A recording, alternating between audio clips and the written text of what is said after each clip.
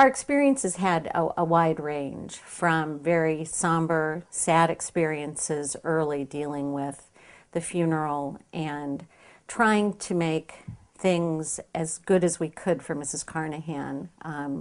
It was our suggestion that she just stay in the mansion. She'd given up enough at that point, and so we said, you stay. Mrs. Carnahan said after Thanksgiving that that would have given her enough time, and she gathered her things and went home to Rolla and really felt that we should live there. And so at her suggestion, we moved into the mansion, and she was exactly right. To live in that house is to fall in love with that house. It was the greatest gift that Jean Carnahan could have given our family. I honestly and truly feel that way. I mean, in that, I guess by law we should have been living there, but it was our strong feeling that Jean her life had been disrupted beyond anything that I would ever be able to comprehend. And so we had no intention of disrupting it any further. And when she said, you really need to live here to understand it, I didn't know what she meant.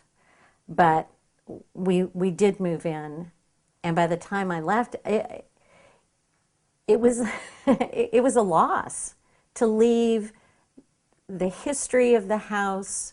I mean, it wasn't just living in the mansion. It was everything that the mansion, it absorbed years and years and years of Missouri history, and the incredible people that worked there every day. I had no idea that the wallpaper matched the carpet, and it all had something to do with Missouri lore and Missouri history and Missouri symbols.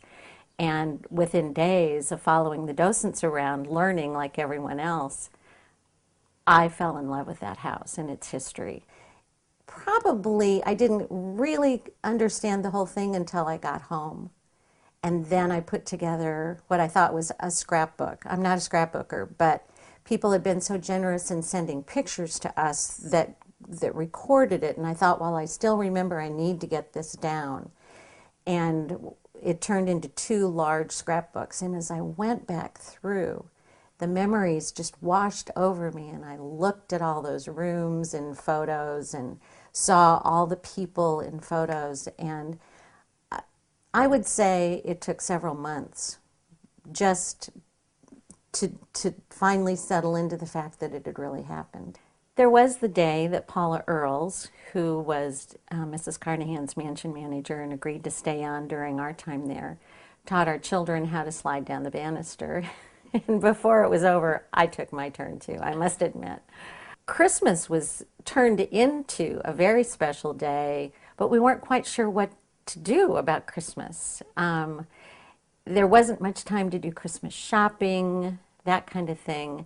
And so I created a set of clues, and our 2 children, who were then a senior in high school and a senior in college, woke up Christmas morning to find clues. And I had hidden little envelopes of money throughout the governor's mansion so that they could go shopping after the holiday. And it was great fun to see them, zooming into the kitchen and then the library and all over the house. So that's a very special memory.